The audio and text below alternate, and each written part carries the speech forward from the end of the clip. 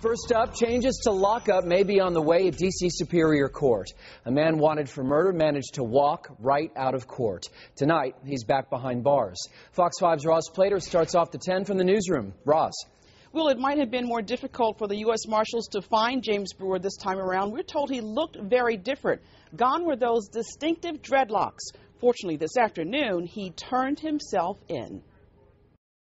After just 24 hours on the run, James Brewer, accompanied by his lawyer, turned himself in to U.S. Marshals. And you may be surprised to learn no one is more relieved the father of four is back in custody than his mother. In my heart, I honestly believe he was going to turn himself in. And I kept saying it over and over. Even though I ain't talked to him, I kept saying over and over, he's going to turn himself in. Because he got kids out here and he loved them. The 24-year-old suspect simply walked out of D.C. Superior Court on Friday, even though he'd been arrested and charged with first-degree murder while armed. Sources tell Fox 5 he somehow exchanged ID bracelets with another prisoner while in the courthouse cell block. That other prisoner was only charged with a misdemeanor, and using the false identity, Brewer escaped. Terribly unusual. We asked former prosecutor, now defense attorney Steve Kupferberg to weigh in. He says on any given day, the lockup houses as many as 100 people charged with all kinds of crimes.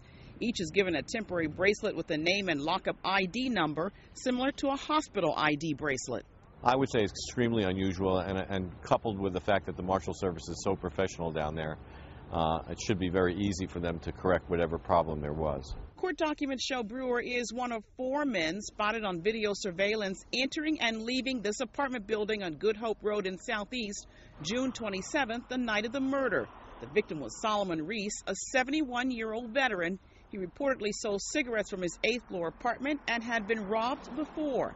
That night, he was shot multiple times, and a witness identified Brewer as the triggerman. Hopefully, we get to the bottom of, I'm hoping he ain't had nothing to do with this.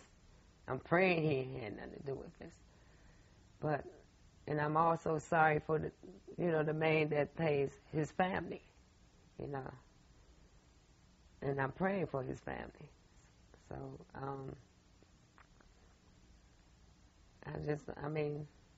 right now, all I can do is pray for my son.